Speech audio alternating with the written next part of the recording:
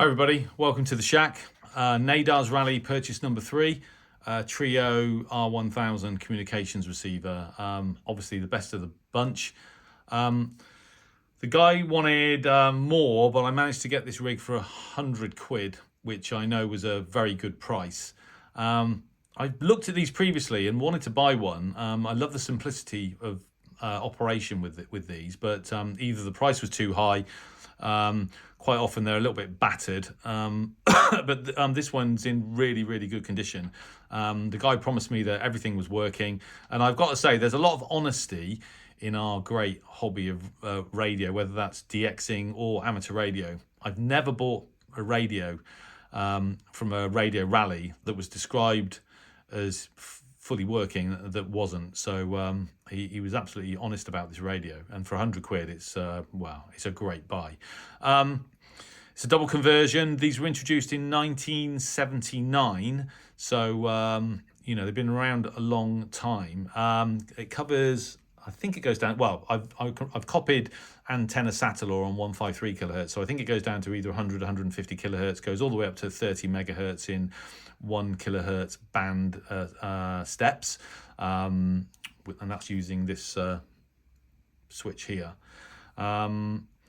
It demodulates AM wide, AM narrow, sideband, and CW.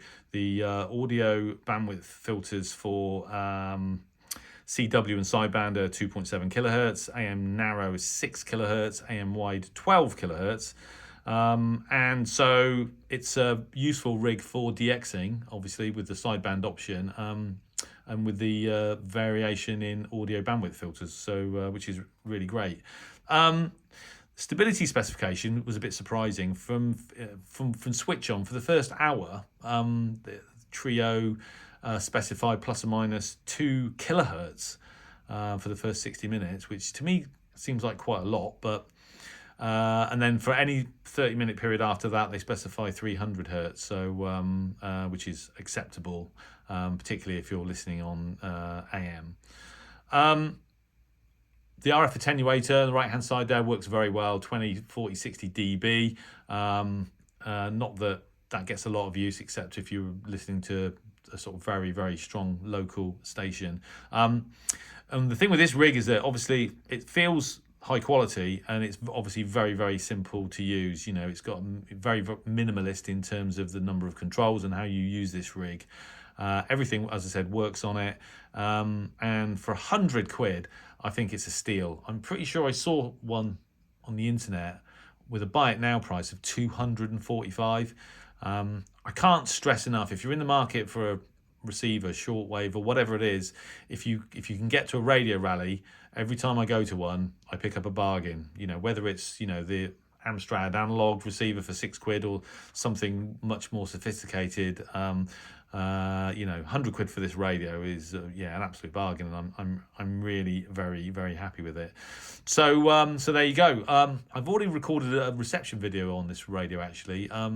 I was using another radio about a week ago, and Radio Tama in Peru, which is, you know, reasonably difficult DX at times, was pretty strong on 4775 kilohertz. So I switched this thing on, plugged it into both of my Wellbrooks, and sort of switched between them, toggled between them, and got really pretty nice reception from Radio Tama on this thing. So it's pretty sensitive, I would say, and with decent selectivity. So looking forward to using it.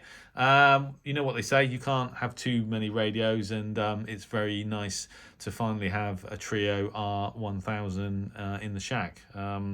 So yeah, I'm very pleased to have purchased it, and I'm glad I made the decision to go to the Newbury Rally, because I was sort of umming and ahhing about it, and but did, and yeah, very happy with this radio indeed. I know some of you have got one of these. I look forward to reading your comments once you've watched this video and your own experiences of this rig. The feedback tends to be pretty positive, which is good. Anyway, thanks for watching, and 73.